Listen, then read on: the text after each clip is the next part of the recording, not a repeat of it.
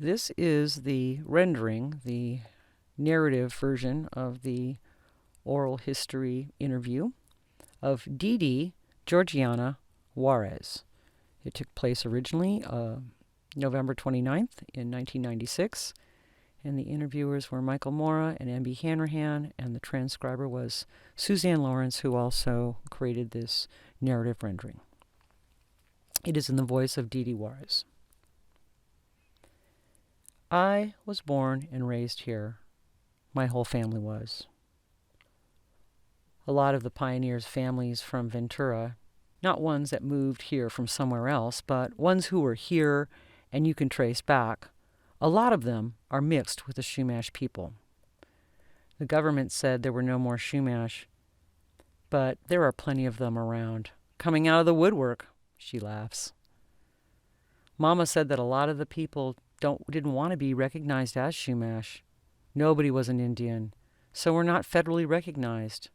Not yet.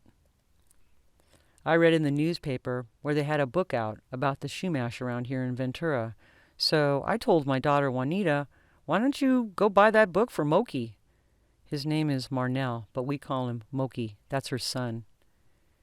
He was into all this, the drums, and he sings in our meetings or potlucks or whatever, she said.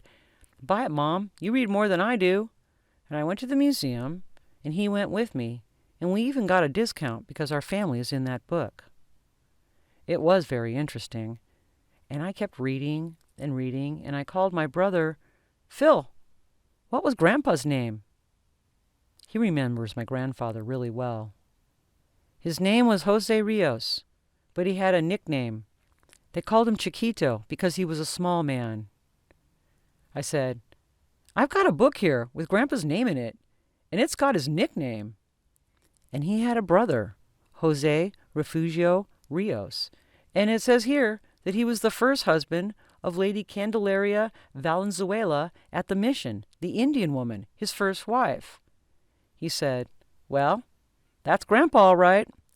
According to that book, she was my grandfather's brother's first wife. They didn't believe that baby she had was from him, that was his, because the baby was so white. And she's laughing. I read about his grandfather. He passed away when he was 105 years old. It told about the priest here that gave him his last rites, and a lot of little things about my mother's father. It was very interesting. It's got the good and the bad in it. I got a picture from the museum of my mother's father and Margaret Tumamite at the house on Olive Street. They all lived on Olive. My mother and the Tumamite's mother were sisters, so they were my cousins, Bertha, Margaret, and Vernon.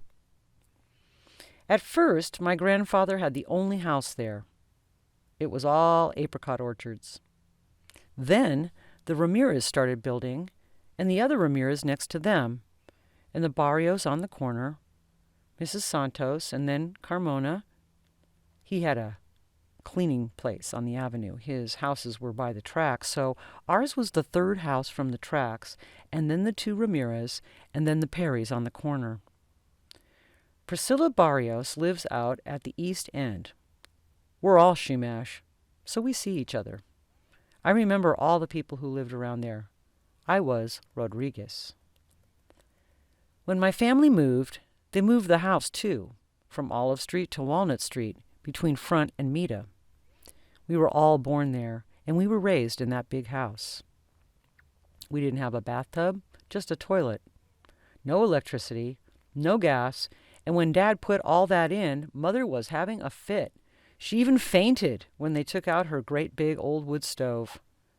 She was so used to making those great big old tortillas, she cried.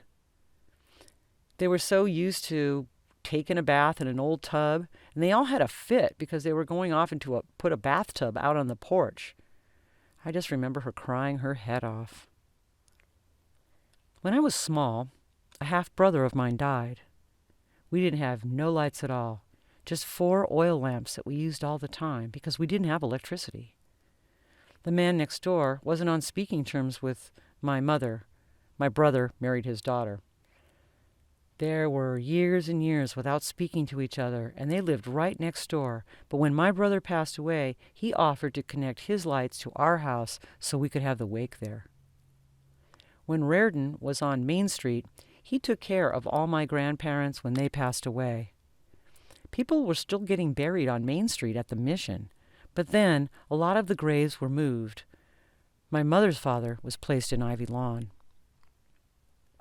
We didn't suffer. We never really went hungry or anything. Dad worked for the Walkers' Ranch there on the avenue. Freeman Bliss and all of them. I believe he was getting $25 a week. It was a big lemon orchard, and we used to go with him when he'd plant or this or that. Farad's Bakery was his favorite spot, and he'd get that sourdough bread. He'd be there right as it was coming out of the oven. We had a great time. We went in one time just to see if the ovens were still there. It was on the avenue, but we called it Spruce Street then, and there was Colombo Street, but that's gone too. That was our downtown area. We got flooded out one time.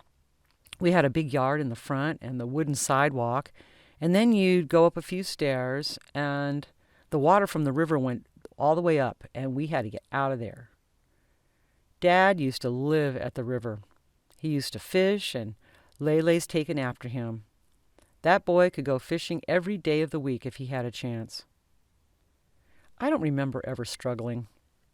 During the Depression, yes, everything was scarce. You even had to buy shoes with a ticket. There was no lard, shortening, or nothing. You had to buy big cans of oil to cook with, stuff like that. Mom would stand in lines for cigarettes for my older brothers. She didn't smoke, but she'd stand in line to get them a carton of cigarettes. Dad also worked at the Hobson Slaughterhouse as a butcher, and he used to bring everything home that they used to throw away. And now they sell everything. The menudo, the liver, the heart, and Dad would bring it home. He'd bring the whole head, and he'd fix them up, put them under the ground all night long with hot rocks, and the next day it would be ready to eat. He would make head cheese. Every time he butchered an animal, he had one of those old-time little tin cups they had years and years back. He said he'd just stab that animal and put his little cup there and get his cup full of blood and just drink it while it was warm. He said he never suffered from his stomach or nothing. He did that with deer blood as well. He'd go with the Walkers and camp out with all the ranchers up there on the avenue for 2 weeks, and he'd bring the blood home, and he'd put it out every day on the top of the roof until it dried, and then he'd mash it up into a powder, and he'd take a couple of teaspoons of that dry blood every morning. He had a green Chevy, a '49 Chevy, but he didn't know how to drive, and he used to just follow the guy in front of him. He figured everyone was going where he was going, and he would just follow the guy in front of him. We went to Mayhenning's school, and all of my kids went there too. One of my older brothers went to Hill School, but he's passed away. Mayhenning was our teacher in the 6th grade. I went all 6 years there, and before that to the Palm Street Kindergarten, and all my children went there as well. I went to Cabrillo, and that was the high school. And then I went to the high school on Poli, but I didn't graduate. I had a sister who passed away when she was 6 years old, and 4 brothers. Philip, Johnny, Ray, he was on crutches. Nini is now a Rodriguez, a nephew, and Paul and John. But I'm by myself now. The other families on Walnut Street were the Ramirez, Joe, John, and Ray. He had a garage that they used to rent out to entertain sailors from the base. They had their doings there. They'd get a band for them and everything, and the woman would go there and dance with them, probably around the 40s, ages ago. And I knew the Barrios. Their mother lived in back on Walnut Street, and they lived on Mita, Johnny and Carly and all of them. I remember them very well. Mom would be out there rolling her tortillas, and John and Carly would run in and grab some of them off the griddle and run outside. And then my brother Ray, he taught Johnny how to play the guitar. There was a colored family right across the street, the Arnolds.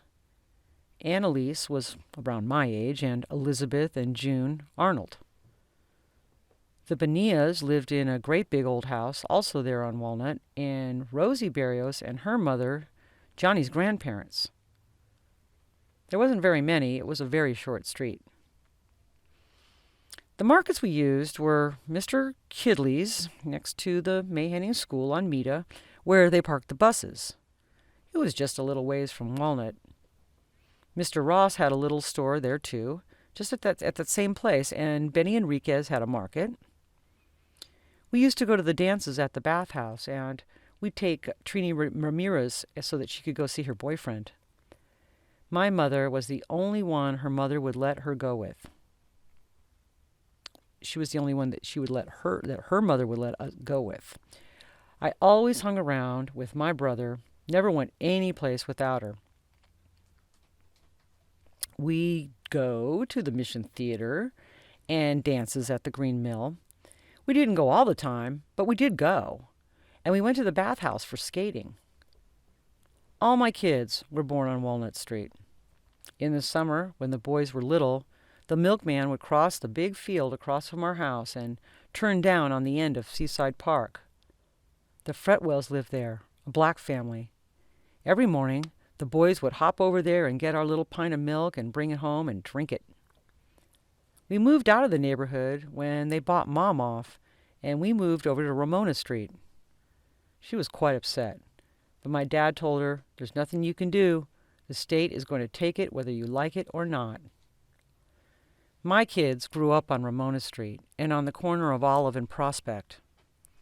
When we were next to the library where some white people lived, Joe was my youngest, I'd call him home, "Vengasi, mi rey. Come, my little king." But the little white kids didn't say "re," they'd say "le." "Come on, le, let's play." And then they just added another le to it. So now everyone knows him as Lele. Then there was my daughter, Bread. I'd send her out for bread, and then she'd go play at West Park instead. Josie was younger than Bread. She's passed away now, 3 years in February. She was born in 1947. They all went to Mayhenning School and then to Sheridan Way, where we moved to Ramona. Then they went to the high school and they all graduated, but Juanita and Bread, with her hard head. Lele and Jimmy and Josie graduated. Mama died in 1954. Dad passed away in 1957. My brother in 1958. It was kind of hard. I never left Ventura. And I don't intend to. Well, someday. And so ends the rendering of Dee Dee Juarez.